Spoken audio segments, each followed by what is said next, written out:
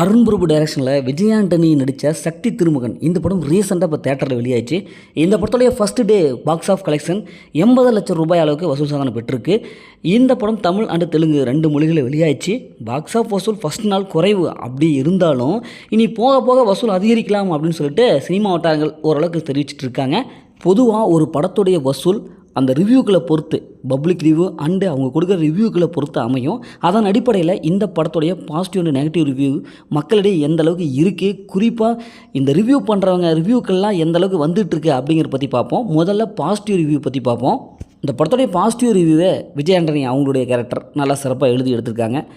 Acting performance செம்மையாக கொடுத்துருக்காரு. பொதுவாக இந்த மாதிரியான அரசியல் படங்கள்லாம் செம்மையாக நடிப்பார்.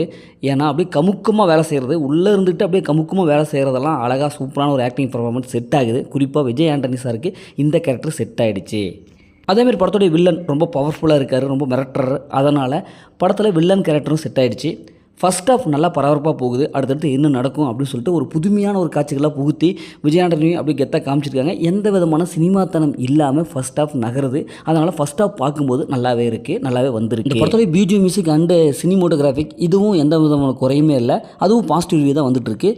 இப்படி பொதுவாக overall public and other side review எல்லாமே பாசிட்டிவ் ரிவ்யூ இதை பேஸ் பண்ணி தான் வந்துட்டுருக்கு. இப்போ இந்த படத்துடைய நெகட்டிவ் ரிவ்யூனா படத்துடைய செகண்ட் ஆஃப். ஏன்னா படத்துடைய செகண்ட் ஆஃப் ரொம்ப ஓவர் டோஸாக இருக்குது.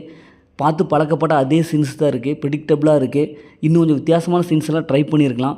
லாஜிக் சுத்தமாகவே இல்லை. திடீர்னு பார்த்தா விஜய் ஆண்டனி அவங்களுடைய கேரக்டர் வந்து ரொம்ப ஹீரோயிஸ்ட்டை காமிச்சிடுறாங்க. ஏன்னா ஃபஸ்ட் ஹாஃபில் அப்படியே அடக்கி வாசித்த அந்த கேரக்டர் திடீர்னு செகண்ட் ஹாஃபில் சம்மந்தமே இல்லாமல் பயங்கர ஹீரோயிஸ்ட்டை கொண்டாந்து புகுத்திடுறாங்க. அது கொஞ்சம் பார்க்குறதுக்கு செயற்கைத்தனமாக இருக்குது. இப்படி இந்த பற்றின நெகட்டிவ் ரிவ்யூக்கெலாம் வந்துட்டுருக்கு. இப்படி பல கலவையான விமர்சனங்கள்லாம் பெற்றிருக்கு.